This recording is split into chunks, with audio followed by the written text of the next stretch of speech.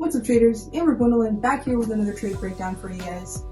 Today I'm going to be going over a long I took on NASDAQ after it fell about 250 points from the high.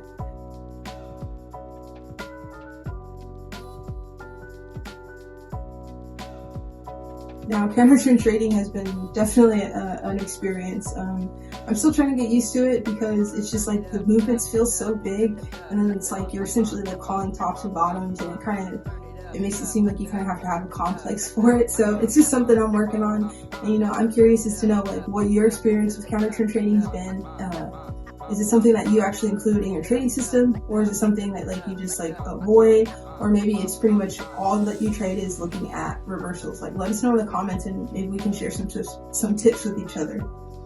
So in today's video, we're going to start off with the PM session forecast I had going into the afternoon. We're going to follow that up with a live video of the trade as it unfolded. And finally, we're going to wrap that up with the breakdown itself. So I'll talk about what I liked about the trade. I'll talk about the particular entry level that I chose instead of just using the generic FEG high. And then I'll talk about why I held the trade going into the next day. Now, full disclosure, I'm like all out of the trade now. The trailing stop hit at around like 7.2 R. I was targeting around 10, we just didn't quite get there. I actually ended up managing the trade a little bit differently than I normally do, just because I wanted to actually give it room to breathe and gyrate and make its way towards the target. And that was kind of cool, like adapting on the fly and understanding structure and just being like, okay, so I can just use M5 with M15 overlapping structure for the swing points. And then as soon as the M15 flow switched from bullish to bearish, I was out of the trade. So if you guys are enjoying these videos, be sure to give it a thumbs up. If you're a trader or investor, take a second and subscribe to the channel. We're posting content pretty much daily at this point, but definitely weekly at a minimum. You don't want to miss out on anything that we've got set up for you guys. So without further ado, let's hop on into the video. Alright, what's up, traders? Today is the 5th of December, Monday, the 5th of December, 2022. And let's launch into our analysis for the PM session. So, daily chart, we had a bearish morning session going down the 4-hour time frame. Market opens with a gap lower going down to the 1-hour time frame. And like I was saying, if we break below Friday's low, then the original hypothesis I had for the way that the weekly expansion was going to play out was incorrect. Yeah, so let's take this guy off. So now we're getting into like this 1-hour refine level, right, near the previous day's low. H1 order flow on the day today is bearish. If we go down to the 15-minute, check and see what's going on. Alright, so on the 15-minute, just a little follow-up. I didn't take that position. I was asleep, but we did have a reaction. We did fill in that FEG like I was talking about. I thought we were gonna come down towards this. Let's go to the 5-minute. Thought we were gonna come down and tag into that 3-candle formation, and that's exactly what we did. We pushed higher. I think if you like use this swing low, you were looking at like 2R to somewhere between like 2.5R to 3R coming back towards this FEG, or if you're targeting the sell side, the buy side liquidity above the relative equal highs. But on the day, we've been really bearish. We had that 10 a.m. news. I think it was like ISM manufacturing or something like that. And the market pushed down lower pretty rapidly. Most of the early morning cash session just kind of pushed up higher, and then we started to break down lower. So if we look over to this, go back up to the 15-minute, I was looking at this earlier today. This level of this M15 FEG. It looks like we've already tagged deeper into it. As a potential level to see a bullish reaction from. And I believe we're getting that now. But with this M15 FEG and order block right here, you kind of just want to keep playing in line with the trend, right? We're looking for just a PM continuation. I wouldn't anticipate a PM reversal, just because we don't have any news catalyst for the PM session today. And it's likely, Tuesday's going to set like the low week. So, what am I looking for? So I'm looking for a pullback back into this M15 level, and then let's see what's actually contained within that zone. I'm just gonna highlight this in 15 FEG. Cool. So what's contained within the zone? Go to the 5-minute time frame.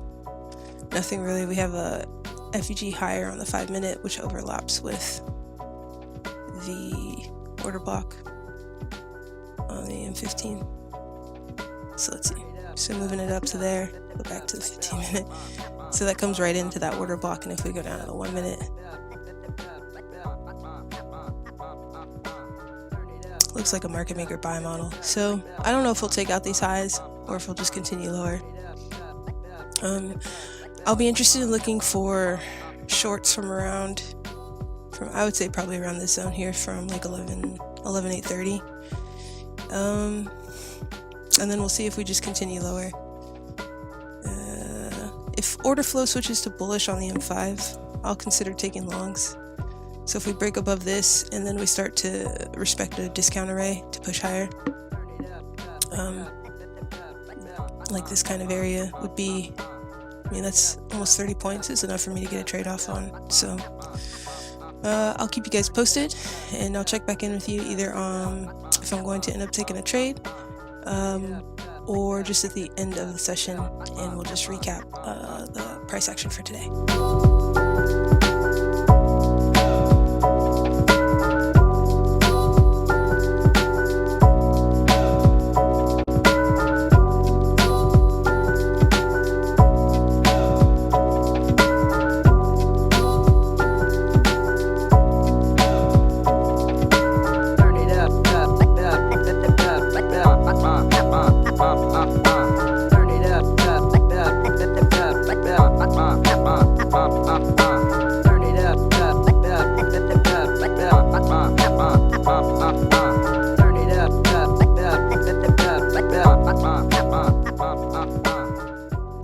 Alright friends, let's break down why I got into the trade, what I liked, what I didn't like. So starting off, we're going to be looking at this SMT divergence at the lows.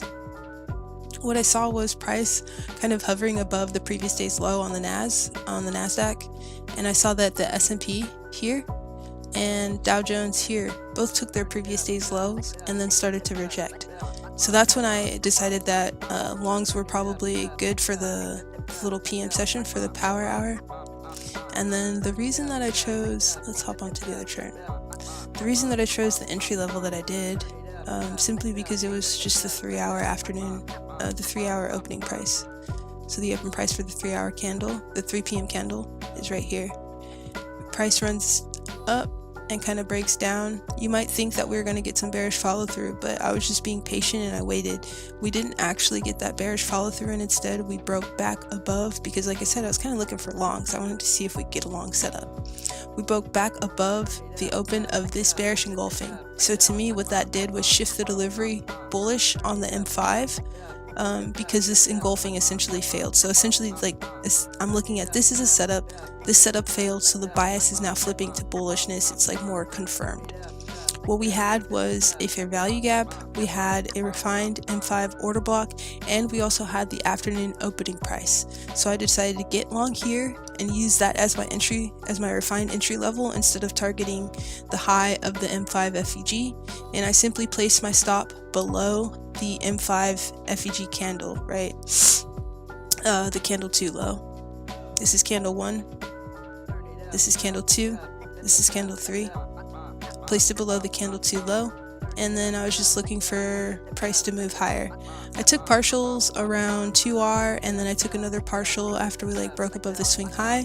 And then the reason I left a piece of the trade on, and I'll show you guys right here, there's a piece of the trade still on, is this idea of trading to yesterday's. It's the idea of yesterday's trade, where I've been noticing a phenomenon where I'm looking for price to react at a certain level, and we somehow don't get to that level during the PM session.